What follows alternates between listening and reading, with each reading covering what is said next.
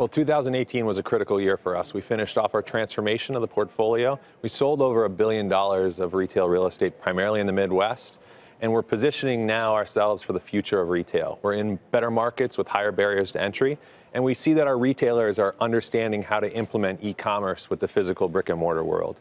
They're investing in their most profitable stores, which is where we own the real estate, and they're implementing new technology to connect to their consumer as quickly as possible. So how do you think about that property that you want to buy, whether it be by geography or by how it's configured? It still comes back down to location, location, location. And shopping centers are actually one of the most underutilized forms of real estate. When you think about it from a high level, 80% of the real estate is just parking lot and 20% is just single story buildings. And so if you own that real estate in a high dense area, it gives you all this tremendous opportunity to add value through densification and redeveloping and adding multifamily and hotels, and that's where our mixed-use platform has really started to unlock a lot of potential. When you say barriers to entry, what are you talking about specifically? So barriers to entry is what we talk about in real estate, where it's very hard to entitle projects or to build something new. So not in my backyard is a term used a lot to describe where people don't want to see any change. And so when there's a lot of barriers to entry, typically what you have built is more valuable because you can't replace it or you can't add on to it.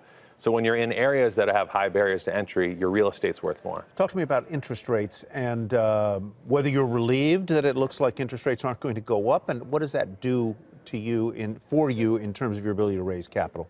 It does look like we're range bound from an interest rate perspective. That obviously seems to have helped the sector in terms of sentiment around real estate, and especially real estate investment trusts. Capital has been wide open for the shopping center sector, whether it's on the private side or the public side. It's a product that people can get their arms around because it's anchored by retailers that are taking market share. And they're expanding. So TJ Maxx, Home Goods, Marshalls, Burlington, Ross, Whole Foods, Stop and Shop, Safeway. These are retailers that are doing quite well and continuing to expand their footprint. Amazon wants to expand its footprint as well. I mean, in addition to 500 Whole Foods stores, it's got more than 100 other retail locations, including its Amazon Go stores. And I'm wondering how attractive would Amazon be as a tenant for you? And is that a tenant you're wooing at this point? They're a wonderful retailer, no doubt about it. And what they have is the expertise on the e-commerce side.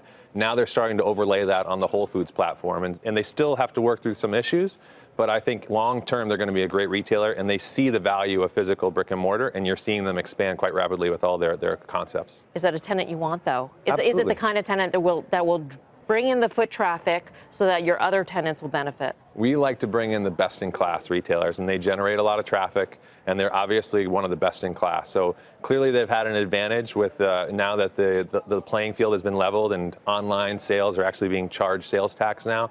That loophole is closed, and so now it's a level playing field, and you're seeing them push into brick and mortar.